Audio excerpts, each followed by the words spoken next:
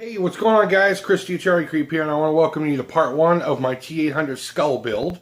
Yes, I am putting this in a Milieu Macabre, only because it is art-related. Excuse me. You know what I need to get. So, first and foremost, if you're going to take on a project like this, understand your tools. Know them very well. You're going to be dealing with a lot of sharp instruments, some power tools, and some chemical-y stuff. So understand how they work, use your protective equipment and gloves and such. You'll see, I'm not going to give you a breakdown of exactly what I'm using. I'll mention it as we go. But for the basics, I use an X-Acto knife, some sandpaper, some emery boards, you know, stuff your lady uses to file down her nails. I'm going to be using like 2-part plumber's epoxy putty, which is very, you know, it's chemical. And it stinks real bad and you don't want to get it on your fingers, so you want gloves and stuff like that. But as we go, I'll show you what we're going to be using here and there, should you need to know. I didn't do a step-by-step. I was bored because I was in that boot out of work and just got started on it and then said, oh shit, I need to film some of this. So, and it seems to be dragging on. So I'm going to do this in multiple parts. So again, welcome to part one. And it's a lot of blah, blah, blah, blah, blah, blah. Part two will have more kind of instruction. I'll show you a couple of little tricks here and there. And that's about it. So with all that, I'll just shut up and get right to the build. So in the interest of not making this a step-by-step video, I got started working on this thing and got to this stage. And I'll just describe the stages I went through and why I did that. Because I feel it's important to anyone who's never put together like one of these vinyl kits. Because there's not a lot of information out there as far as this specific one. Because there are some questions I had, but I figured it out. And why these are slightly different than, say, the model kits you'd buy at Michael's or, you know, wherever.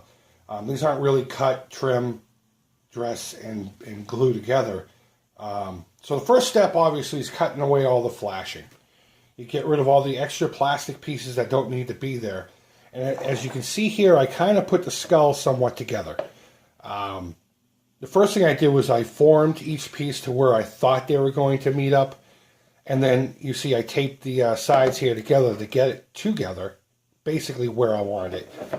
And then now you get to form the pieces to fit each other perfectly, or as perfect as you can, using a little bit of heat. In this case, I use hot tap water. My tap gets hot enough, and vinyl will soften up fairly easy. And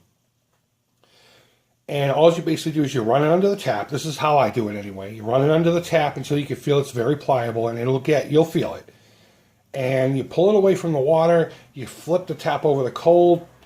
Then you form it with your hand. You try to just basically get it in a general area where you want it. Don't try to do it perfect the first time, because you can do it multiple times. It won't hurt it.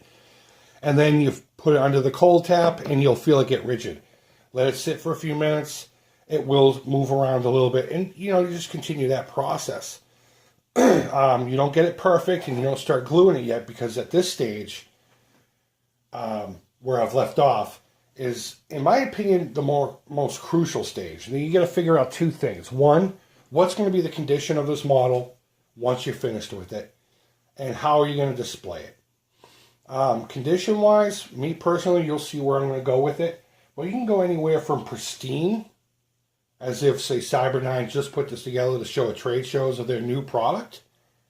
Or you can go all the way to the other end.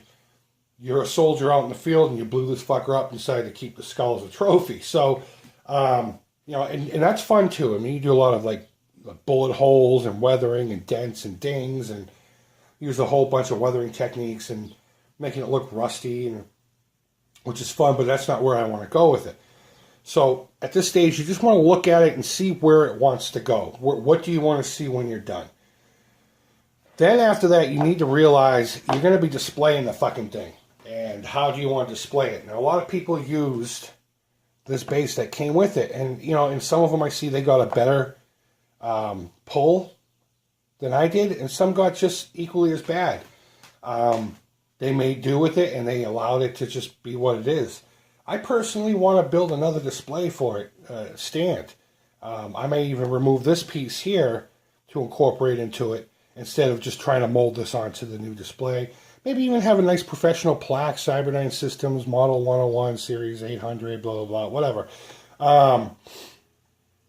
But that's why you kind of hold off here. There are a few pieces I didn't cut up yet. But you just want to get the main idea of what you're going to do and where you want to go with it. And sometimes it takes about 2 or 3 days, maybe even a week, just to stare at it and, you know, figure out where you're going from here. Because once you put it together, it's together, and it'll take a lot more work to unput it together, if that makes any sense. But let me show you a couple examples of having to fit a few pieces together. I still have a couple, like this piece here, which will go underneath the cranium. And if I do this right, it should basically try to fit in here. And if I snap it in, it will, but there'll be a lot of gaps. This has to be readjusted. I have to heat up this area over here to bring it back up. And there'll be some filling involved with what we'll use as a 2-part epoxy putty, which we'll get into that too later. Another example is after you cut away the flash on the jaw, which I have not shaped this yet. It also had this other piece, I don't understand why it's in 2 pieces, but whatever, that's supposed to fit in here. So I've trimmed it to the best of my abilities right now to get it, and I can see already I'm going to have to do some filling. But I'm going to have to heat and form these things together before they're glued and all that crap. So these can be a little more daunting than your average model, but it's very rewarding once you get it done. So let's get some more work done to this. I'll show you probably some sped up footage of me working on certain parts. Again, it's not going to be step by step. I don't want this to be an 8-hour video.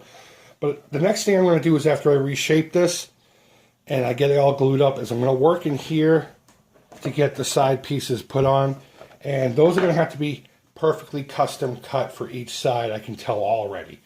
So there's going to be a lot of work, a lot of trimming, a lot of sanding, and a lot of, you know, maybe milling away a little here and then cutting away a little here, and it's a lot of work. It's therapeutic to me.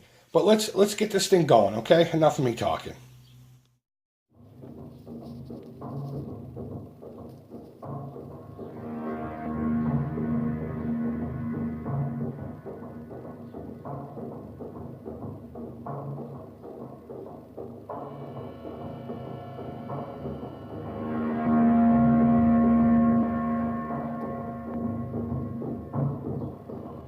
But if you have any questions where I got it, you know, certain things that I had to do that you didn't see me or hear me talk about, by all means, go ahead and ask. And stay tuned for part 2. I'll probably upload it here on the same day, and then the rest of them will just come as I get progress done. So thanks for watching, and bye-bye.